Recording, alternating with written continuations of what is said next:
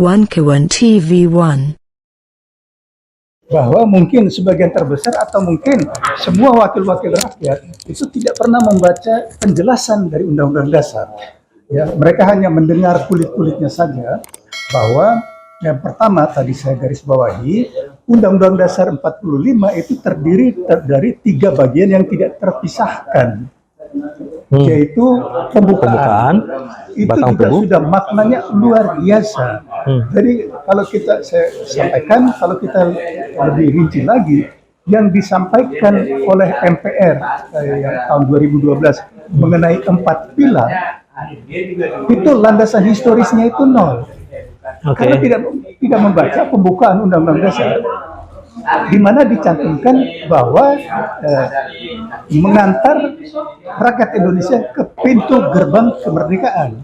Nah, pintu gerbang itu adalah 17 Agustus 1945. Itu dahsyat sekali. Nah, jadi landasan historis dari yang dinamakan 4 pilar ini ngawur. Oke, siap. Jadi saya sampaikan pertama, pilar itu sudah dilarang oleh Mahkamah Agung penggunaannya, bahwa Pancasila tidak boleh disebutkan sebagai pilar. Karena ground Nah, kemudian kalau mau dikatakan untuk landasan bangsa ini harusnya 5. Jadi selain tempat yang disebutkan itu betul kan, ya Undang-Undang Dasar 45, NKRI, kemudian Pancasila dan Bhinneka Tunggal Ika, itu betul. Tetapi pintu gerbangnya itu kok dilupakan. Nah, ini kan dicantumkan dalam pembukaan Undang-Undang Dasar 45. Ya. Nah, di situ dicantumkan mengenai pintu gerbang itu adalah Proklamasi 17 Agustus 1945. Nah, ini kita singgung sedikit mengenai pembukaan. Kemudian mengenai batang tubuh. Batang tubuh ditentukan di situ terdiri dari 16 bab dan 37 pasal. Nah, jadi kita sudah melihat semuanya bahwa ini penipuan.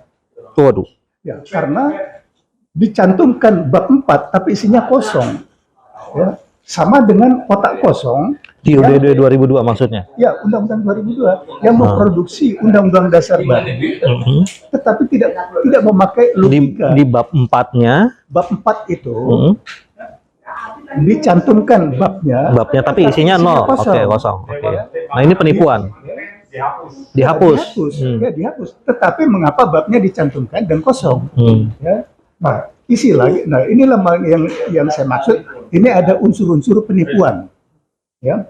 Nah, kemudian begini, kalau Undang-Undang Dasar yang disahkan tahun 2002 dinamakan Undang-Undang Dasar NRI tahun 2002, itu betul. Ya. Tetapi logikanya sekarang dengan strukturnya yang sudah berubah total, struktur sudah berubah. Ya. Kemudian ada penipuan-penipuan, dan kemudian di sini coba ya, mungkin semua itu termasuk anggota DPR tidak membaca dengan cermat. Coba baca pasal 28G ayat 2. Oke. Ya, coba semua perhatikan di sini. Di 2002 atau 28G ayat 2? Di 2002. Ketemu. Coba 28G ayat 2. Oh, kalau ini yang 2002, kalau yang asli nggak ada. Ya. Ini yang 2002. Yang mengenai hak asasi manusia. Yang asli nggak ada di sini. Pasal 28G ayat 2. Coba ada? Nggak, ini yang UUD 45 2002. Ini yang 2002. nggak ada tuh, pasal 28 aja. Pasal 28G. G. 28G ayat 2. Harusnya ada. Oke, nanti dicari. Tapi intinya isinya begini. Pasal 28G ayat 2 mengenai hak asasi manusia. Ya. Nah, ditulis di situ setiap orang berhak mendapat perlakuan yang manusiawi, yang bebas dari tindakan dan sebagainya. Dan ini kalimat yang paling aneh. Berhak mendapat suaka politik dari negara lain. Bagaimana ini menyusun Undang-Undang Dasar yang harusnya dalam pembukaan kan ditulis dibentuk satu negara yang melindungi segenap tumpah darah, ya, dan seluruh bangsa dan tumpah darah. Nah, kemudian dicantumkan dalam Undang-Undang Dasar pasal 28G ayat 2, bahwa setiap orang yang merasa mungkin tidak pernah mendapat perlakuan yang manusiawi berhak mendapat suaka politik dari negara lain. Logikanya di mana? Bahwa negara berarti pengakuan negara, pemerintah itu gagal untuk membela rakyatnya. Nah, kemudian kalau Undang-Undang Dasar yang disahkan tahun 2002 akan dinamakan Undang-Undang Dasar 2002, ini akibatnya sangat fatal. Karena semua sumpah-sumpah itu harus diganti. Sumpah untuk jadi presiden, jadi menteri dan sebagainya, bahwa di situ kan mereka bersumpah setia kepada Undang-Undang Dasar 45, Pancasila dan Undang-Undang Dasar 45. Termasuk di sini coba baca sumpah prajurit yang pertama. Ya, demi Allah saya atau demi Tuhan saya bersumpah setia kepada Negara Kesatuan Republik Indonesia berdasarkan Pancasila dan Undang-Undang Dasar 45. Nah, kalau Undang-Undang Dasar 45 diganti dengan Undang-Undang Dasar 2002, berarti semua sumpah itu kan harus diganti. Nah, ini adalah esensi-esensinya. Nah, kemudian kalau kita rinci lagi mengenai penjelasan, di situ lengkap tujuan mendirikan negara ini apa. Ya, ada undang-undang tertulis, ada undang-undang tidak tertulis. Nah itu tadi menarik, undang-undang tidak tertulis ya, ya. Memang tidak dirinci kan, tetapi orang sekarang secara pakai logika saja mengenai etika, tata krama, segala macam, itu kan tidak perlu ditulis. Bah, itu kan sebenarnya tapi itu kecil. Dinyatakan di bagian penjelasan. Iya, ada semuanya dicantumkan.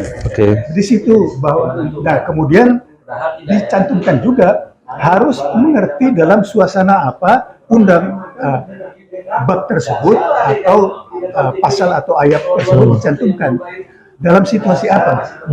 Nah sekarang coba orang melihat BPUPK dan penyelidik usaha-usaha persiapan kemerdekaan pada waktu itu belum ada I-nya, belum ditentukan nama mereka, belum ditentukan. Jadi baru BPUPK itu bersidang pertama bulan Juni tahun 1945. Ya.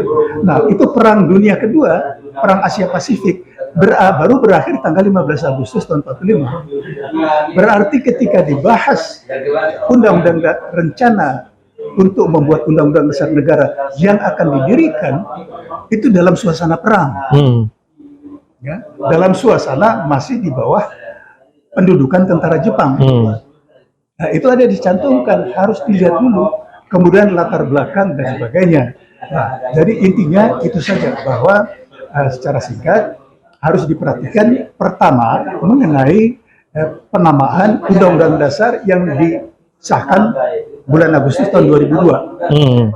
Dan yang kedua yang harus kembali, kalau kita kembali ke Undang-Undang Dasar 45 asli, berarti itu 3 bagian yang tidak terpisahkan. Pembukaan, batang tubuh, dan penjelasan. Nah, selain itu, Sekretariat Negara sudah menerbitkan buku yang tebal sekali kan, Risalah Sidang-Sidang BPUPK dan PPKI. Semua yang akan melakukan perubahan terhadap Undang-Undang Dasar 45 harus membaca itu, walaupun itu tidak lengkap, ya, dan mungkin ditenarai ada sedikit manipulasi. Tetapi mungkin saya katakan itu mungkin 90-95% itu otentik. Nah, itu saja yang ingin saya jelaskan. Oke, Pak Bathara Hutagalung, ini kembali ke soal etika, ke soal undang-undang tidak tertulis. Itu secara kalau mengenai tertulis, mengenai perilaku ada ditulis di bagian penjelasan. Di penjelasan. Saya mencoba mencari penjelasan ada bagian umumnya. Oke, nanti kita cari. Tapi Pak Bathara ingat ya bahwa itu ada di bagian umum dalam bagian penjelasan soal etika kepemimpinan ya. Sedangkan hal yang perlu mengenai perilaku pemimpin.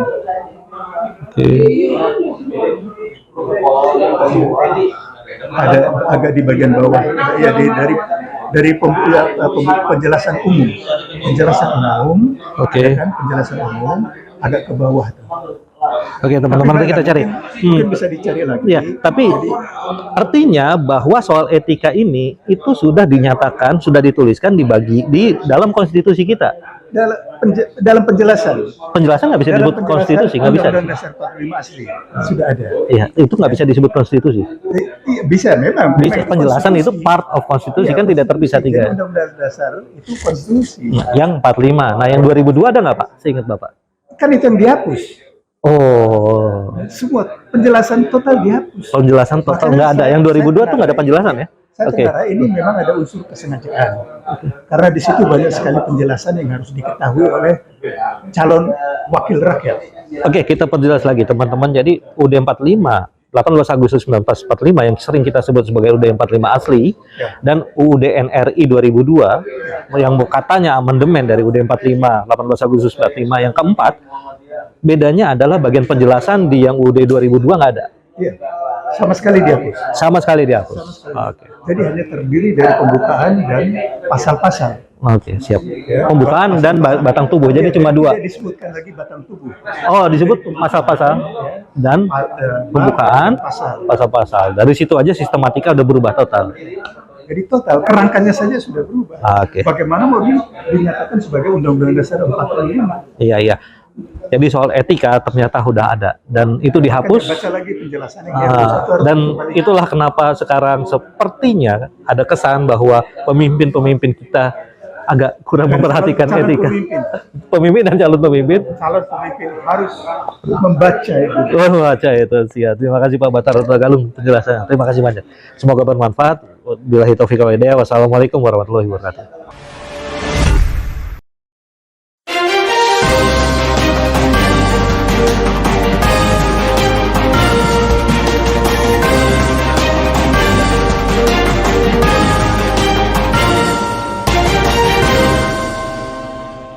One K1 TV1